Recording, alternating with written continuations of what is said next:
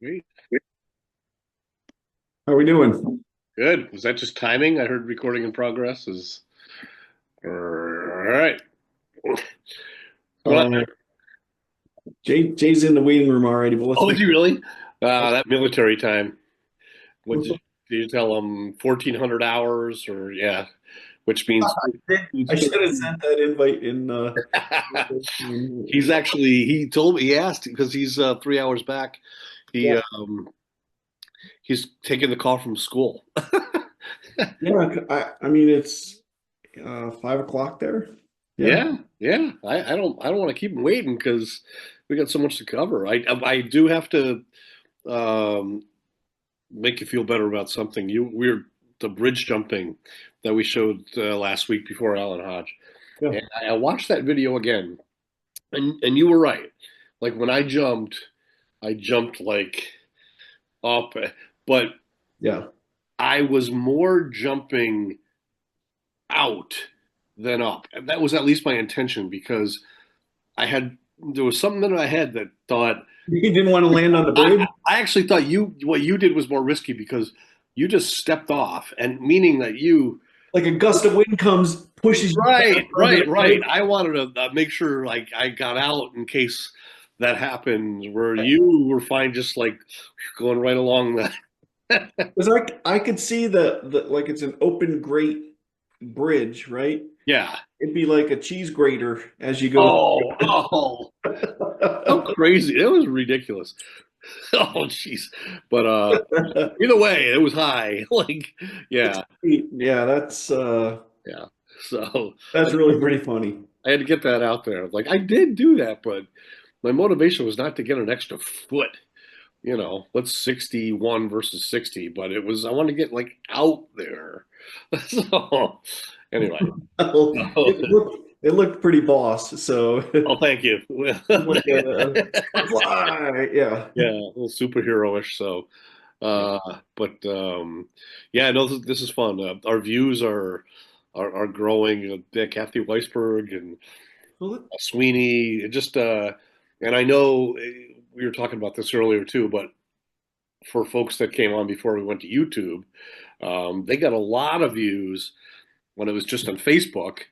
But I think what people are doing now is they're finding us on YouTube and going back and catching up on those episodes, and it's fun to watch it all come together and have people discover us. So I'm setting the table for you to maybe put an appeal out there to. let's do that. I think you'll see I added a subscribe button to the YouTube videos now. Ah, So there's a little watermark down in the bottom right hand corner. okay. You click it, it'll give you the option to subscribe. So click it.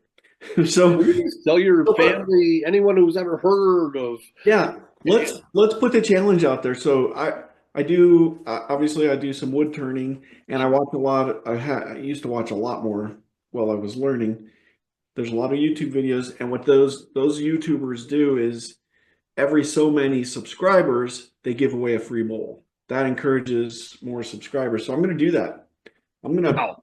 I'm gonna pick a bowl, or maybe you can choose whatever bowl you want. I don't really care.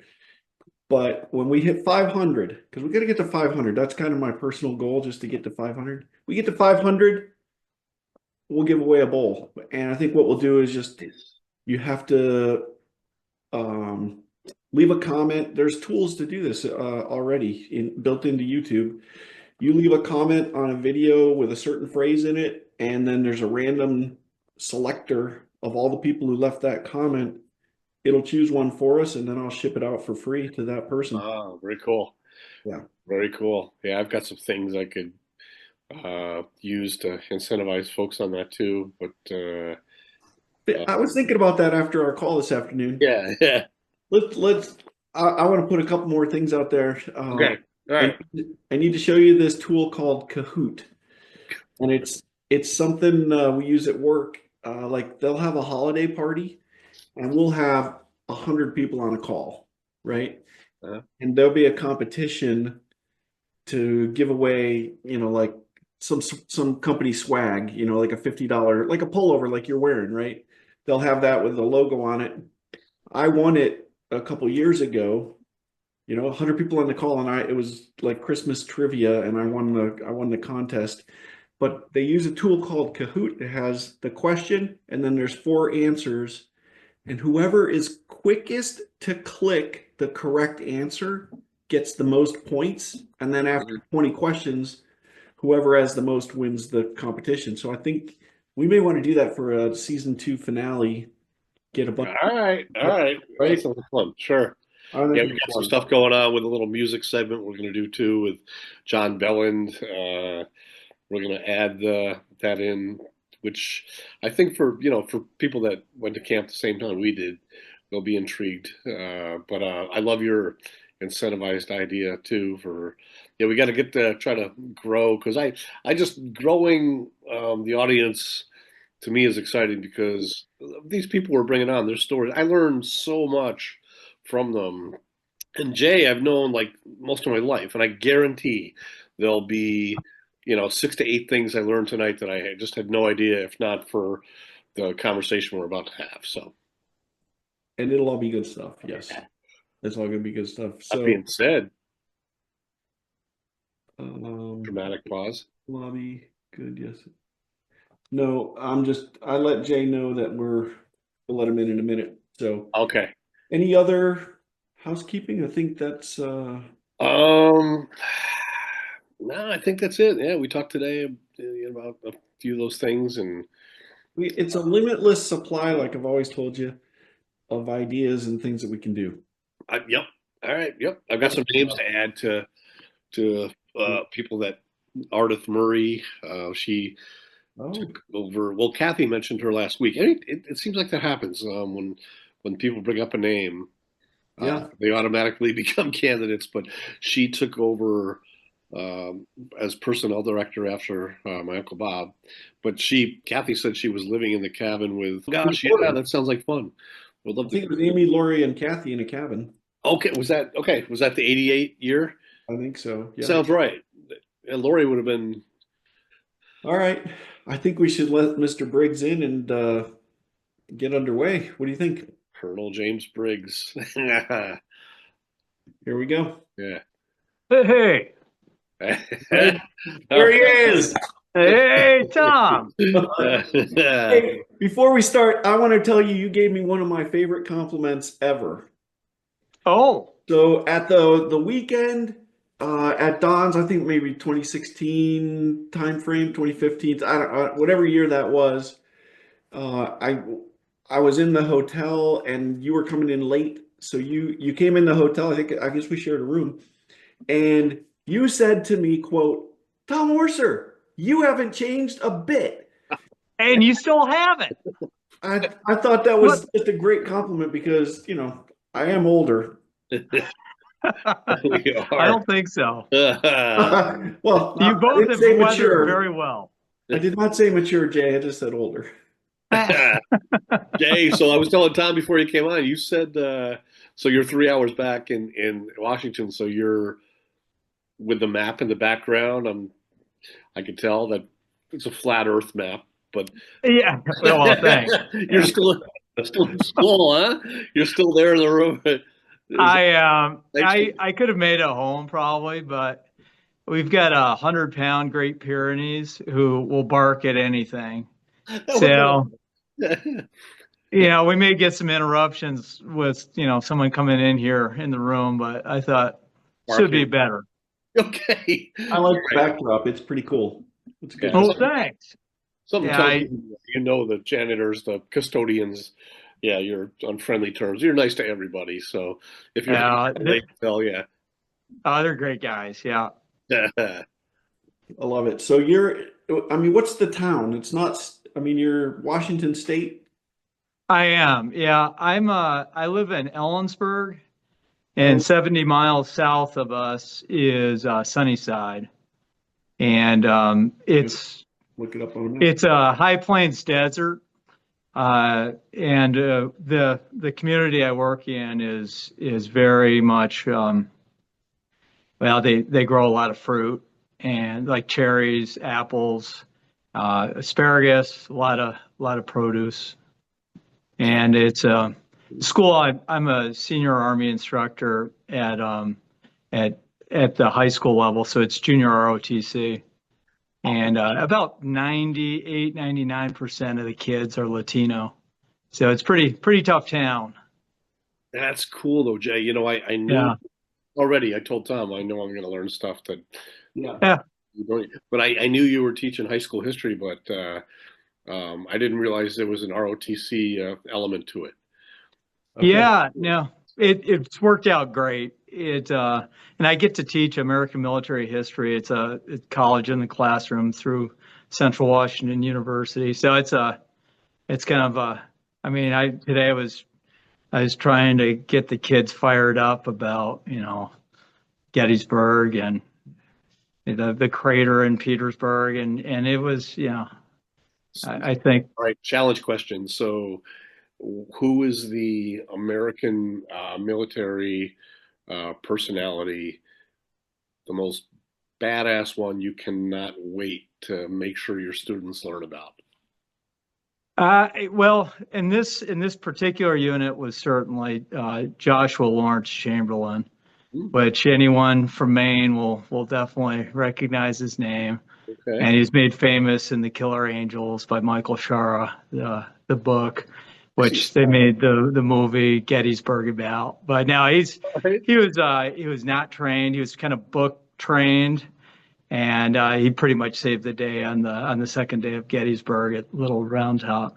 All So right. yeah, it's cool. I got to deploy with some guys from the same region, from Maine, Boston, of course Vermont, New Hampshire, and it's pretty storied history.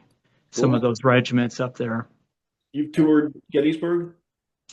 Yes, oh shoot, I've been there 4 or 5 times. Don, have you ever Um, done it? I have not. It's on my bucket list, and I cannot believe I haven't been there, but I've always wanted to go. So Jay, have you done the horse tour? The horseback tour? no, I haven't. We did that as a family. I think there were 8 or 10 of us Wow, on horseback. That was amazing. That was so fun. neat, Yeah. neat. Well, yeah, great. That's what I miss about the East. There's a lot of cool historic sites. The West certainly has a lot of cool things also, but it's more kind of natural. Well, so yeah, I live in Virginia in Civil War territory as well. I mean, right on the road, there's a plaque with a house set aside that was I think it was a hospital during the Civil War. And Hmm. in Winchester, I live near Winchester, Oh, Virginia. I love Winchester. I mean, they did a battle right down Main Street. Yeah. And my son-in-law loves Civil War. When he was out here Christmas time, we went to the I guess it was the courthouse in Winchester, and like I think they used it also for a hospital, and people died on the steps, waiting to Yeah. be treated. And inside it was a prison, and there's graffiti from Civil War era, complaining and writing all sorts of crazy stuff. It was amazing. Really Yeah, good. that's Stonewall Jackson country for sure. That's Yeah. what he was able to do during the Peninsula Campaign in that area in the Shenandoah is unbelievable. Yes. The students they got a earful of that too. It's a human endeavor. So You take a field trip east with them? we'll see. You I'm should- sorry. You gonna take a field trip east with them? Well, sure. If you guys are willing to fund it, I'll do it. I'll do it in a second. I love it. Yeah. Yeah, we've got quite a bit to talk through, Jay. I want to share one story though, and I just I don't I apologize up front. When I think of you, I think of this story first. It's just amazing. So 1986, my first time at Camp of the Woods. Do you know the story I'm going to tell? I'm sitting in dread. I don't think you need to dread anything. So it must have been preseason, and maybe in the first week or first day, we all got together in one of the staff rooms and went around the circle introducing ourselves. Hey, I'm Tom Orser. I'm from Syracuse, New York. My first time here. You know, Don wasn't there because he was in Alaska working. Comes around the circle to you. I've never met you before, and this is my first impression. You introduced yourself as Emu Shamu Namu from the planet like Flurg. Neptune. Yeah. It's a real planet.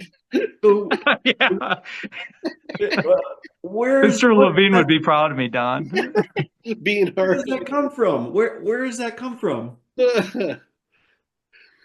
I don't know, Tom. Oh, it's so good. It's indelibly marked in my brain. I can't not think of it. Yeah. So, All right. oh, well, I love that story. It's pretty Oh man. oh Yeah. my gosh. That's a pretty good taste of what Jay brought to the table in ways where he was able to turn it on and off. When I say it, yeah, I've got some examples here of some stuff we're dragging out of the archives. It's going to be fun to look at. So, It does make me ask this question though. Imu Shamu Namu went to work for the military. How does that mesh? Right? That seems diametrically opposed to me. I'm just glad I'm retired. I mean, but what rank did you make? Full colonel. So full colonel, that's impressive. I mean, what ranks did you have to get there? Because I don't know the military ranks, honestly. Uh, well, the next rank is brigadier general. So I was pretty fortunate. I've worked with some great people. So second lieutenant, first lieutenant, captain, major, lieutenant colonel, and colonel. Okay, that's pretty I'm the impressive. officer corps. Yeah. Yeah, that one of the stories, Jay, I remember hearing that you shared was along the way, and all I remember is I believe you went to Fort Benning for some training, like air, like was it paratroop? Like I remember you said one of the at the ceremony, they awarded you with a pin, and when they gave it went down the line and they put the pin and then like pressed it in your chest. Yeah, it was jump school. Now it's now Oh, called okay, Fort Moore, but okay. yeah, it was blood wings. It's considered hazing today, but yeah, they pin it to your chest, not to your shirt. So yeah, Oh, yeah. uh, Okay. So it's really oh yeah, it was fun. so they discontinued that. Yeah, they frown on that. The kinder, gentler army. they Okay. All they right. frown on it. Uh, Jay, this is so thanks so much for Oh, this is great. Are you kidding me? this. I got a bunch of stuff I can't wait to rehash with you and ask you some new questions. But Well, I wanted to thank you. You know, I was in the green room and the fruit that you provided was excellent. Grown here in Washington, no less. yeah, you haven't seen Snow White, have you? Never mind. Yeah. so good. I just hope one of the kids didn't put a razor blade in it. Oh man. Jay, you have watched some of these podcasts, I hope. Yes, absolutely. Okay, good. Any favorites, by the way? The ones with Earl and Nate were classic. Yes. And I tell you, I just watched the first half of Kathy Weisberg's, and that was phenomenal. Just all the memories came back. Yeah. Yeah, it's great. How well do you remember her, Jay? Like the fact that she spent the time living in Speculator, like next in the house next to Cedarhurst and everything. Like, yeah. Very well. Her and Tom would come over all the time. Her mom would make some amazing Christmas gifts for us that were made out of chocolate, which we devoured. And in fact, their dad, Warren, he was a well, he fought in Battle of the Bulge. He was a mortarman. And when Yeah. I was in D.C., I went to his gravesite there in Arlington. It was pretty cool when they put the wreaths on at Oh, Christmas wow. time. So I was able to send a picture to Tom. Yeah, it's just unbelievable family. Yeah. I really wish I could reconnect with them. Just phenomenal people. In fact, Tom and I, we in '82, my first year on staff, we were in Boys Park together. We shared a cabin. He worked for Rick Murray, and I worked as a in the dish room there on the hill. It was awesome. We're right or ground zero with the Rock Wars and Okay. all that. It was crazy. All right. The Rock face just gained more credibility with Yeah. Jay. Yeah, that's something I have to I'm exploring in another realm here soon. But yeah, Amazing. yeah. Okay, let me go. Let's start with story time with Jay. Hey, So this is out of Don's book. And I honestly, if you guys wanted to split the reading on this, you could, because I think it's Don's narrative and Jay's quotes. hmm. Um, so if you guys feel like you could do that, that'd be perfect. Sure. We'll figure it out. Well, Jay would be speaking third person here if he said that. So Yeah. Yes. So take it I'll, away. I'll spare him that. So all right, Jay was 14 years old when he started and remembers.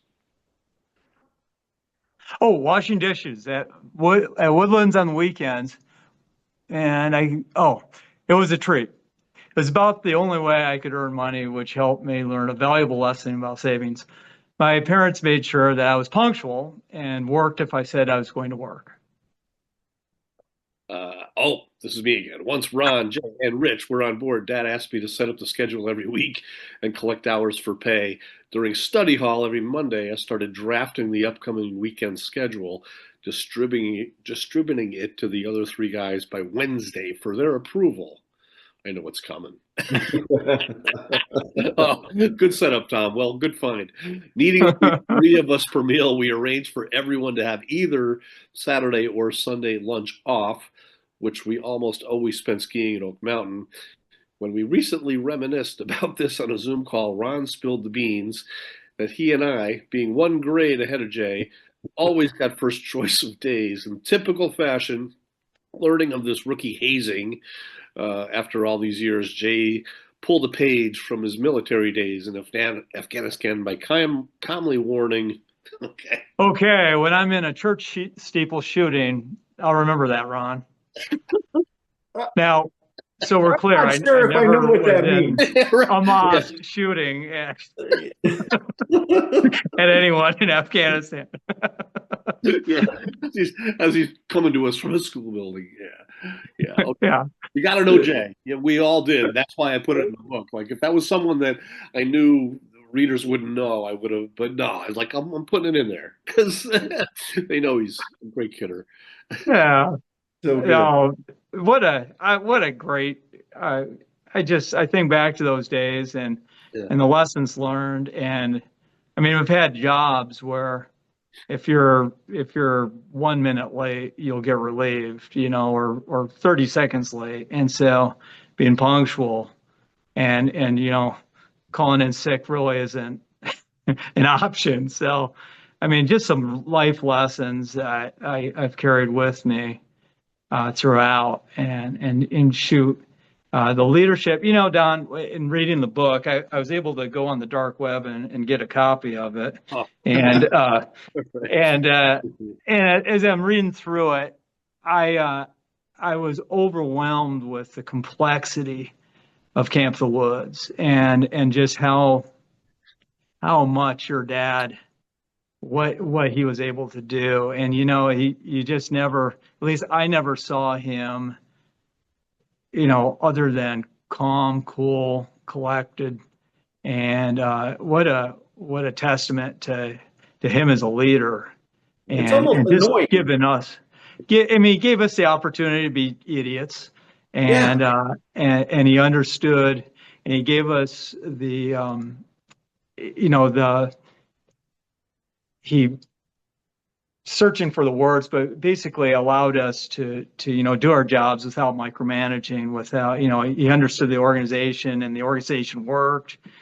And man, it was great. It was just, I learned a ton about how to manage, complex organizations from GLP2. Yeah. And Well, in fact, the second I finished the book, and I confessed to Don, I kind of, a couple of weeks ago, I spent the Sunday, and I said, dang it, I'm going to read this thing, because I just kept, life kept getting in the way.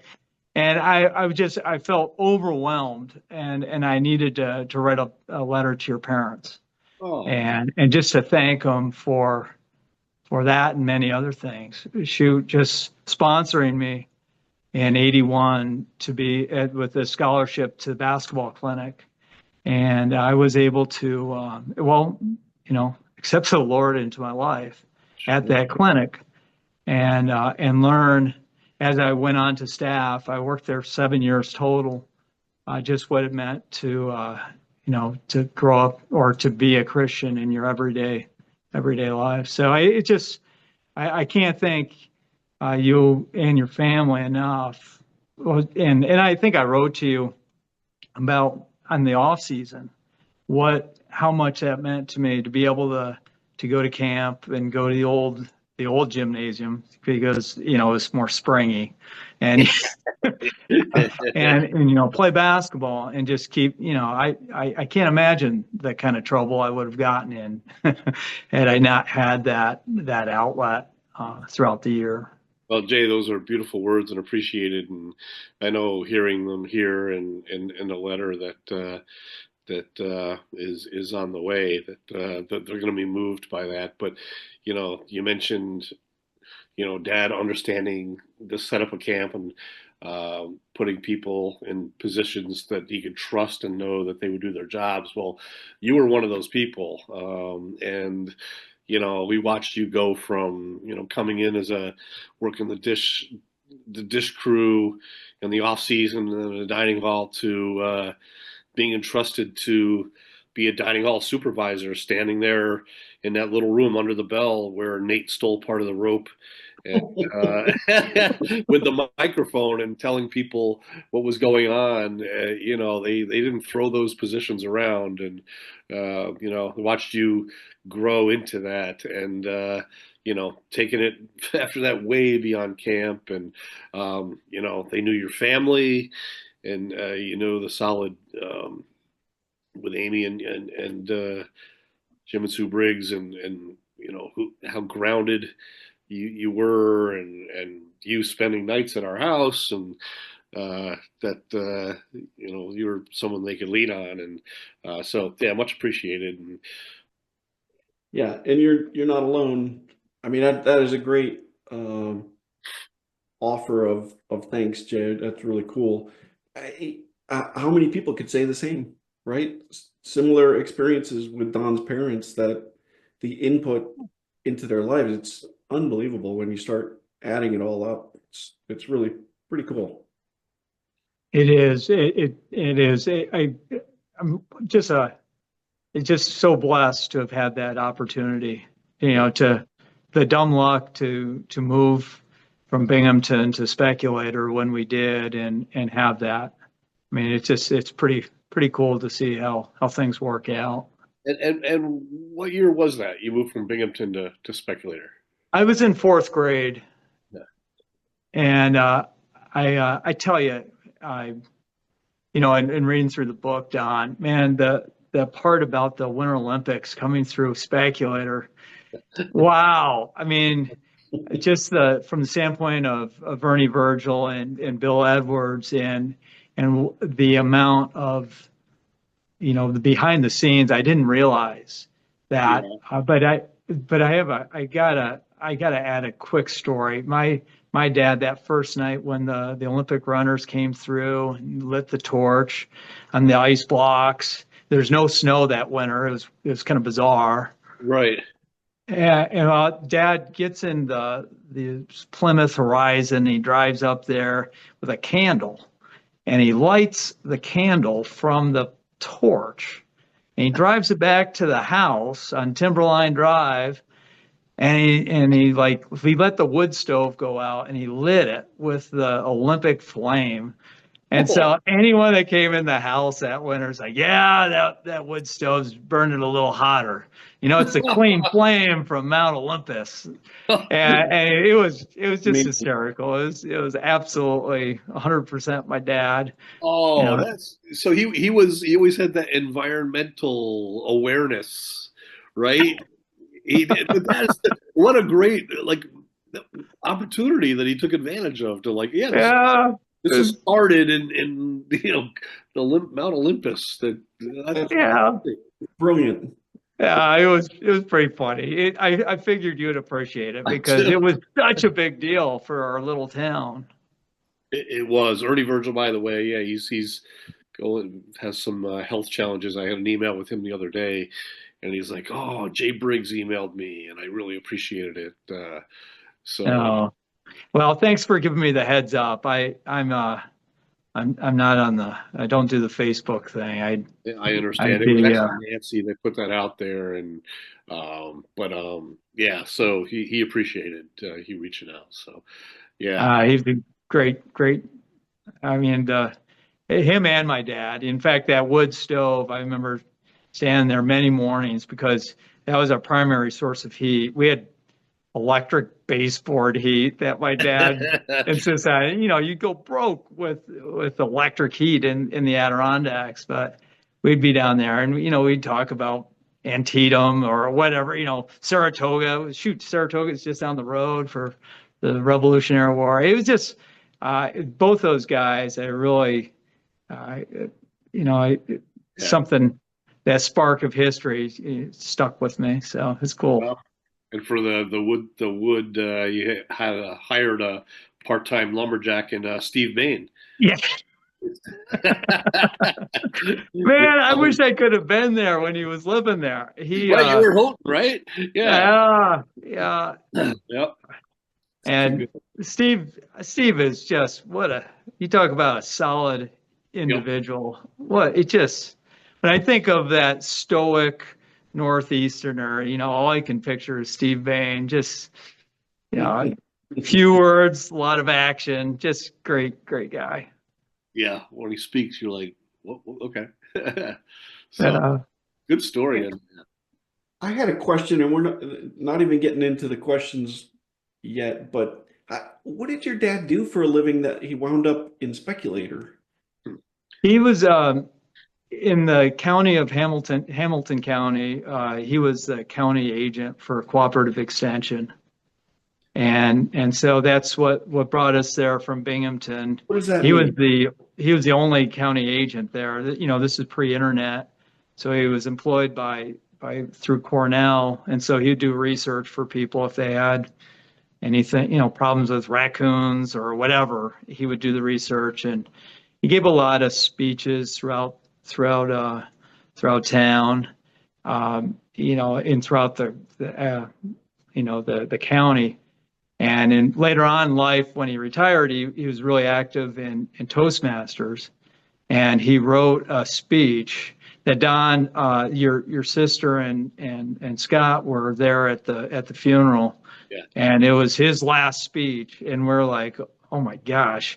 So my uncle read this speech, and I was like, I told Amy, I was like, hey Amy, we may have a sister that we don't know about. Oh boy. No. It was pretty powerful and pretty moving. And Okay. of course, I lost my mom about a month ago. Yep. So it's sad, but it was cool. I got to see Scott and Tracy there, and Tom Christensen from camp.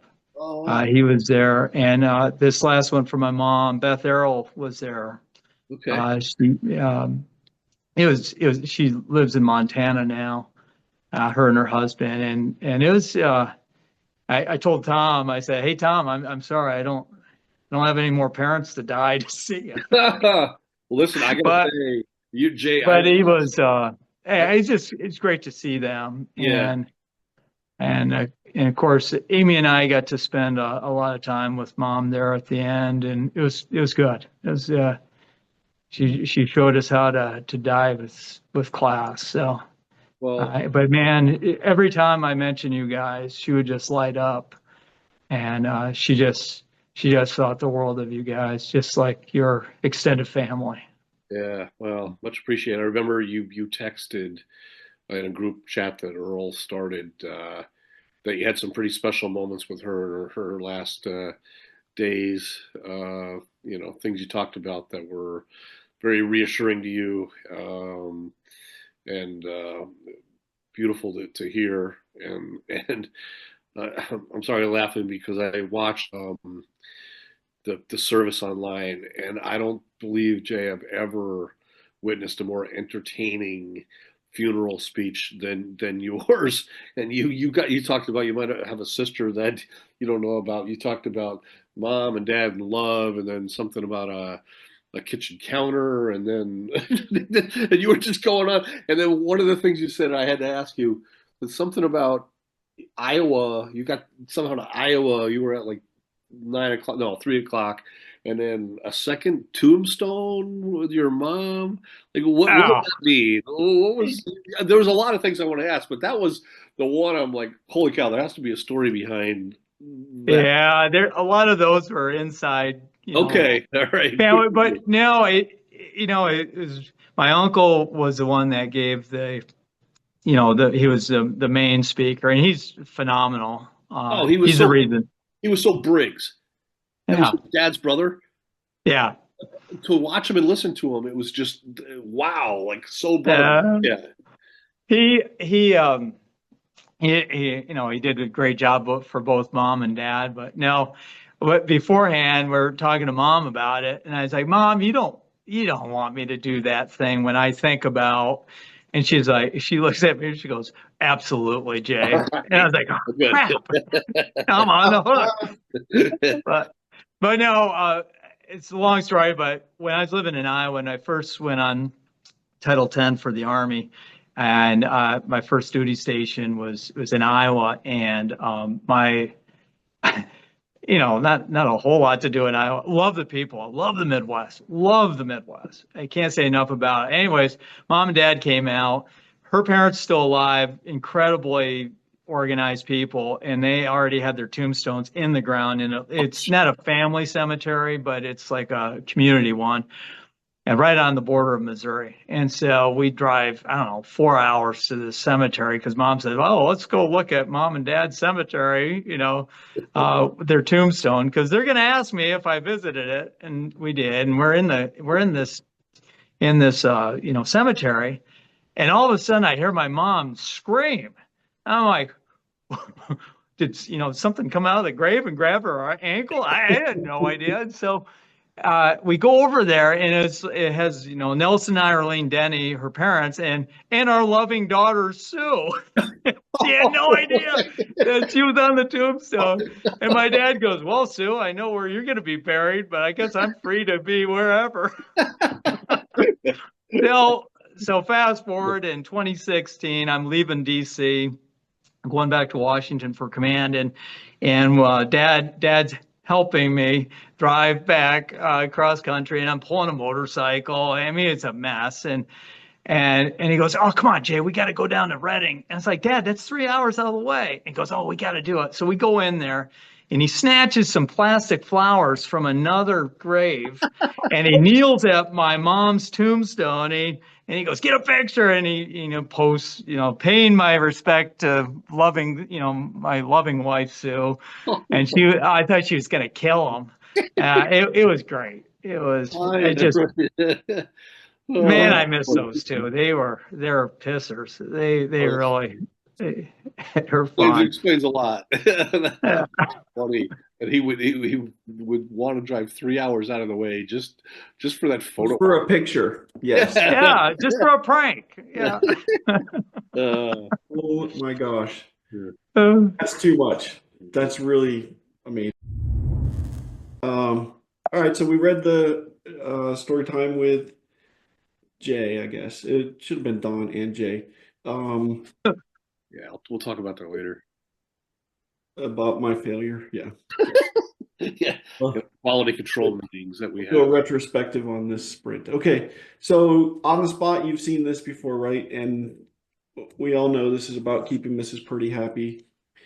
So let's cover some of these questions. If anything kind of sparks your interest, I really was interested. What your dad was basically a naturalist and worked for the county, helping to assess with any environmental issues that could use his expertise. Like, oh, was it? Was he trained in that?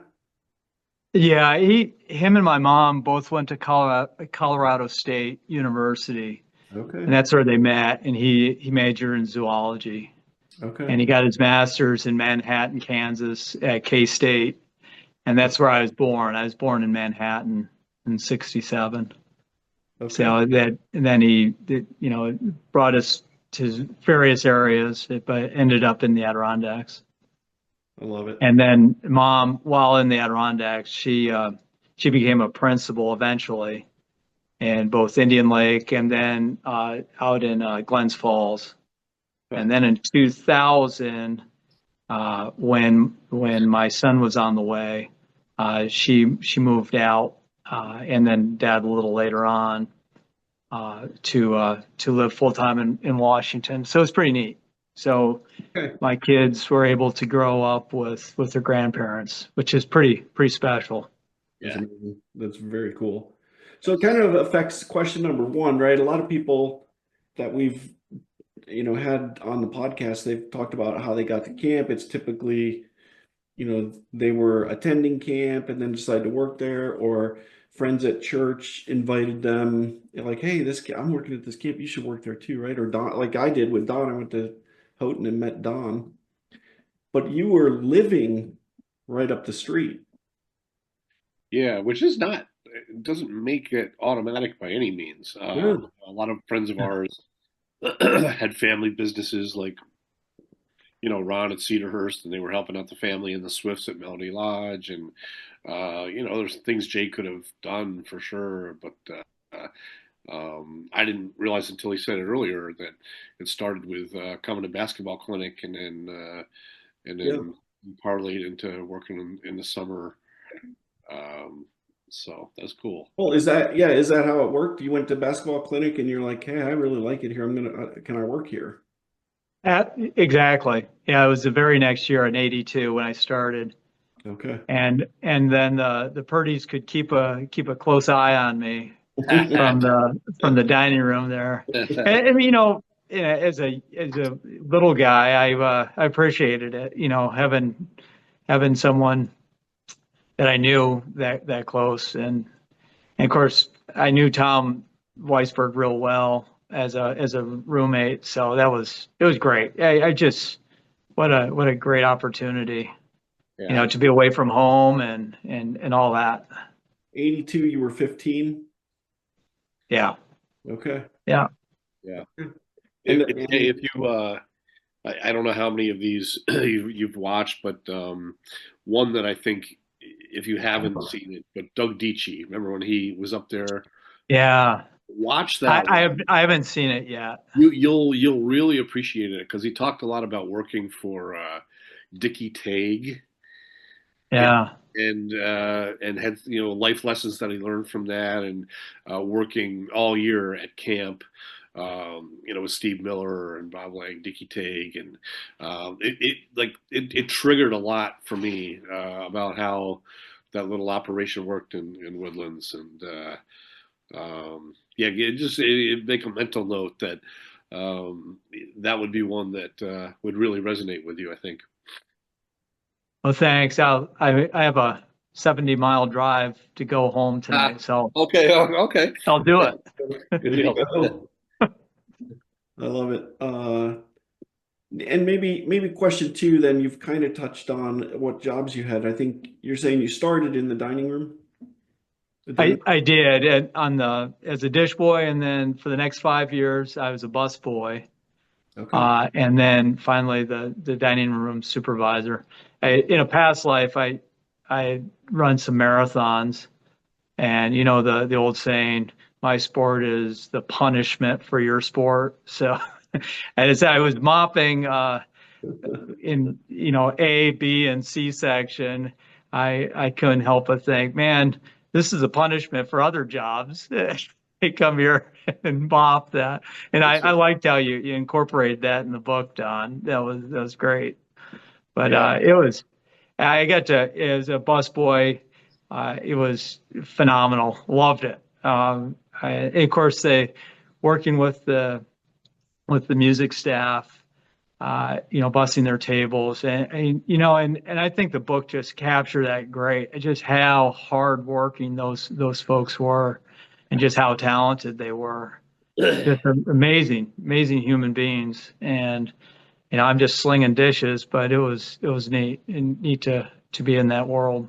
What, Yeah, I what, appreciated, when my Uncle Doug, wrote so thoroughly about not just what was required musically to make the music staff, but then to stay on it and perform those performances, redundant, but also, by the way, to work 21 meals a week in the dining hall. And Kim Ox Pasquini is, I think, the only music staff member we've had on, except Cliff Thompson. I had forgotten he was on that too, but she helped really like paint the picture of what that was like to work and serve tables there. It was really good.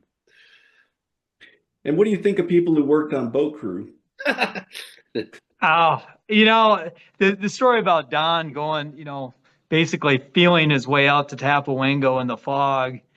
I mean, when you think about, on a brand new ski nautique, or I don't know if you're on the fish nautique when you did that, but it was, I mean, that would have been terrifying, to run that thing aground. Oh my gosh, that would have been awful. It was the barefoot, yeah, but Yeah. yeah, it was extreme. Oh, I guess it was barefoot. Yeah. Yeah, Harry, yes. yeah. No, and Jimmy Olsen's skill of backing a trailer. My gosh, I wish there's so many jobs. I wish I love my time on the hill, but man, working for Jerry Bird and Rick Murray would have been pretty cool as a homeowner. When you talk about blowing out lines and getting things set up, it's like, man, those would have been some good life lessons I Oh could have yeah. brought into the homeowner. I worked postseason for Rick Murray, and I still use skills that I learned from Rick. You know, I can basically take a toilet apart, put it back together, and install it because of all the Woodlands toilets that we had to deal with. Yeah. I can get gum out of carpet like nobody's business, Right. That's right. right? That's I funny. mean, so many good skills. Mrs. Purdy probably thinks I'm a deviant from all my, mooning, and thank God I don't live in you know, in a time and age where you could pull out a cell phone and document any of that. So Uh-oh. I want to A let little her you can. know that I have fully reformed, and I try to be a decent citizen. But now, You were like another son to her, Jay. You know. uh, Yeah. There may you be some know, great video, just just so you know. good. As I laugh nervously. Yeah. No, no, nothing full. Don't know that. Uh, no, as far as a life motto, as a hard charging infantryman, as a young man, is live fast and die pretty. And then one day I looked in the mirror, I was like, well, that's out. So I, I'm trying to, I really try. I haven't quite gotten there, but I'm trying to live slow and hold fast, and just try to take that 24-hour daily reprieve, and just try to make the most out of each day. It's really a blessing each day we get. and I try not to waste it. It's there's a lot of cool things, and just try to be on the lookout for those little times where God gives you a little wink, and not write it off as a coincidence, but as thanks. That's pretty cool. And I just, you know, again, I fall short. I'm human. I fall short on a lot of things, but man, that's what I try to strive for, and just and laugh. Try to laugh, because life's, as we all know, it's tough. Yeah, but there's a lot of funny stuff you can find Hey, I somewhere gotta in there. say, for all of, I growing up at camp and uh, going to Houghton, and and for all that I've been exposed to, blessed to have been exposed to, spiritually, words. Um, few words have resonated more than something you just shared a minute ago about God winking at you. And Mm. I, I lost my job at the Bills 2017.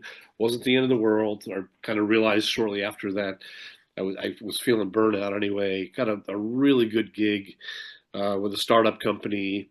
We were doing great, and when COVID hit, it just kicked us in the teeth, and professionally everything just fell apart for me in a way that I just sat there stunned.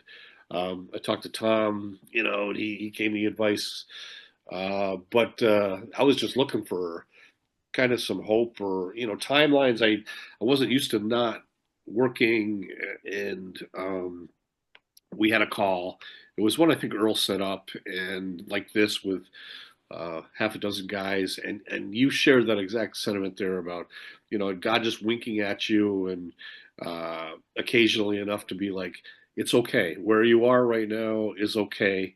What you're doing is okay. Keep your head up. Um, I'll let you know when things have to. I'll lead you there, but what you said that day, and I think I texted you the next day, like, man, I really needed to hear that. It was so helpful.